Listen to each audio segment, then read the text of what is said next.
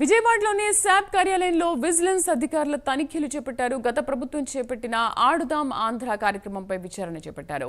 కార్యక్రమానికి చెల్లింపులకు సంబంధించి హార్డ్ డిస్క్లు స్వాధీనం చేసుకున్నారు. పలువురు అధికారులను విజిలెన్స్ అధికారులు విచారించారు. ఆడుదాం ఆంధ్రపై విచారణ జరిపించాలని ప్రభుత్వానికి శాప్ చైర్మన్ లేఖ రాశారు. క్రీడా పరికరాల కొనుగోళ్లపై సమగ్ర విచారణ జరిపించాలని కోరారు. మా కరెస్పాండెంట్ రాజ్ కుమార్ పూర్తి సమాచారం అందిస్తారు. రాజ్ కుమార్, ఎటువంటి విచారణ కోరుతుంది?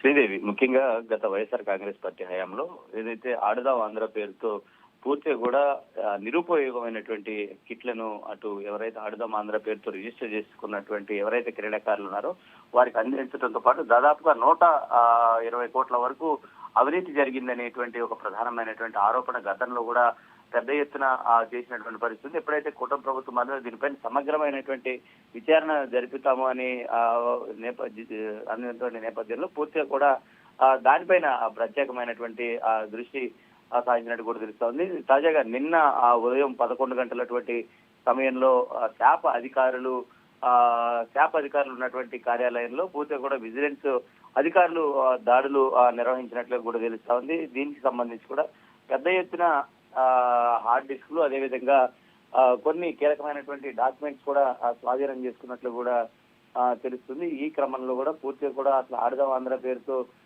గత ప్రభుత్వం చేసినటువంటి అవినీతి ఎంత మేరకు ఉంది అనేటువంటి దానిపైన కూడా పూర్తిగా కూడా విజిలెన్స్ అధికారులు దాడులు నిర్వహిస్తున్నారు. ఈ క్రీడా పరికరాలకు సంబంధించి కొనుగోలుపై సమగ్రమైనటువంటి విచారణ జరిపేటువంటి క్రమంలోనే ఈ దాడులు నిర్వహించినట్లు కూడా తెలుస్తుంది. అందులో ప్రధానంగా ఇద్దరి పాత్ర కీలకంగా ఉన్నట్లు కూడా తెలిసింది. అయితే ఒకరు సిద్ధయ్య గారు, 2 రమణ, ఈ ఇద్దరు కూడా చాలా క్రియాశీలకంగా వ్యవహరించినట్లు కూడా అటు విజిలెన్స్ అధికారులు గుర్తించారు. వీరిపైన ప్రత్యేకమైనటువంటి దృష్టి పెట్టినట్లు కూడా తెలుస్తోంది. అసలు వీరి వెనుక ఎవరున్నారు, అసలు దీనికి సంబంధించినటువంటి పూర్తి వ్యవహారం ఎంత ఏంటి, అసలు ఏదైనా గతంలో మంత్రి అదేవిధంగా శాప్ చైర్మన్ పాత్ర కూడా ఏదైనటువంటి ఉందా అనేటువంటి పాత్రలో కూడా అటు విజిలెన్స్ అధికారులు నిర్వహిస్తున్నటువంటి నేపథ్యంలో చూడాలి. అసలు దీనికి సంబంధించి ఏ మేర విజిలెన్స్ అధికారులు దీనిపైన పురోగతి సాధిస్తారు, ఎంత మేర వీటికి సంబంధించినటువంటి అంశాలు ముందుకెళ్తారనేది కూడా చూడాల్సినటువంటి అంశం ఉంది.